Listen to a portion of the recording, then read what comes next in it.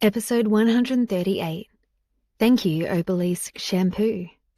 Bruce felt a dull, uncomfortable feeling in his chest. He was very angry. He had already lost to Dario Foster twice in a row. Dario's sharp gaze stopped on Jade's arm. "Bruce, my friend," he said with deadly coolness. "Bad news about your hand. It's going to be crippled." Bruce looked at those eagle-like eyes. His hands began to tremble. He hadn't forgotten how Dario had walked behind him the last time and knocked him down. Bruce narrowed his eyes and held Jade's arm tighter, but then he unhappily let go of her. He didn't want a broken hand. Dario saw that he knew what to do and did not say anything further. He ignored Bruce. His gaze was always on Jade. He walked forward and swept Jade into his arms. It was as if he were announcing his sovereignty. Only he could touch this woman. Bruce looked at his empty hands. For a moment, he was distracted. He felt a little empty in his heart, too. Dario tidied the hair on Jade's forehead. Their disagreement from earlier in the day was forgotten. His tone was gentle. "Why didn't you ask me to pick you up?" Jade lowered her head. When she spoke, her voice was almost normal. "I thought you'd be too busy, and I can go by myself perfectly well." She glanced at Bruce dismissively.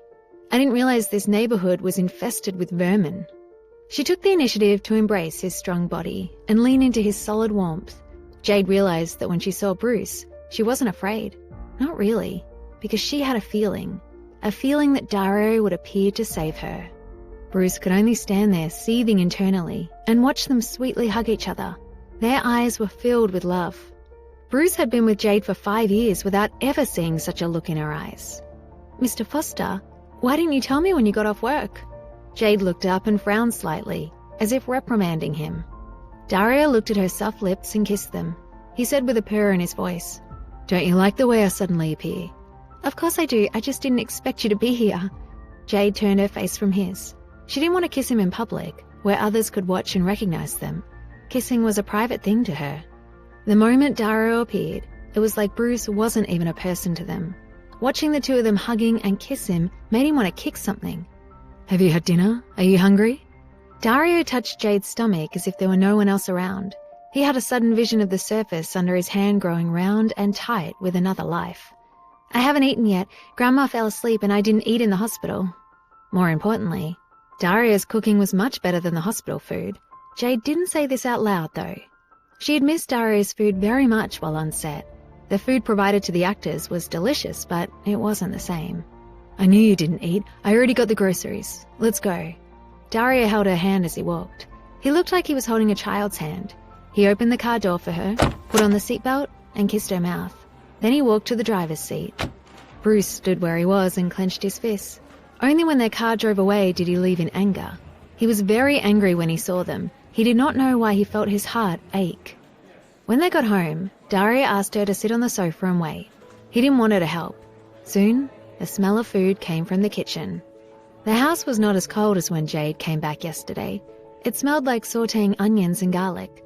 With someone cooking in it, the house felt alive. Jade sat in the living room, feeling a little bored.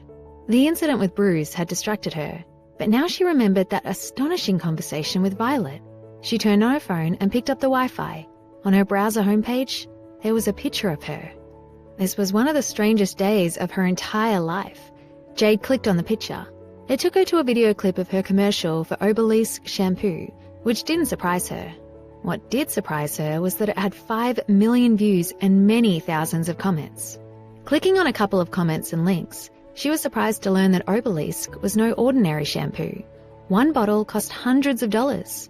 It was used by many huge stars and in all the high-end salons that normal people couldn't even get appointments in. Jade had no idea. She thought it cost a little more than her usual shampoo since it had such a nice bottle. Maybe it cost $7 or $8.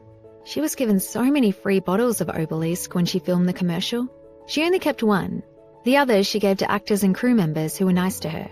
Now she understood why they seemed so surprised and why they kept asking her if she was sure she wanted to give them the shampoo. Jade was still thinking, isn't it just a bottle of shampoo? Why are they so happy? Now she finally knew. She turned on the TV again, only to see herself on the screen. The commercial seemed to be everywhere. Hesitatingly, she scrolled through some of the comments on the video. Most people were raving about her beauty, although some were being indecent about it. Others complain about the price of the shampoo or advertise their rap albums. But mostly, the commentators were in agreement. The obelisk shampoo girl was the next big thing. Jade rubbed her eyes hard. She couldn't believe this. She opened her mouth wide and ran to the kitchen with her phone. She looked at Dario. She was too excited to speak. She wanted to share her joy with this man as soon as possible. "Mr. Foster!" Dario, who was dicing a tomato with surgical precision, looked up and asked, "What's wrong? Are you hungry?" "No. Mr. Foster, look. There are pictures of me all over the internet. My commercial has millions of views. This is unbelievable." Jade was so excited that she bounced a little. This wasn't her first acting job, but it was the first one that seemed to take up any space in the world. In her past roles, her scenes were fleeting. This advertisement could become part of the culture for a long time.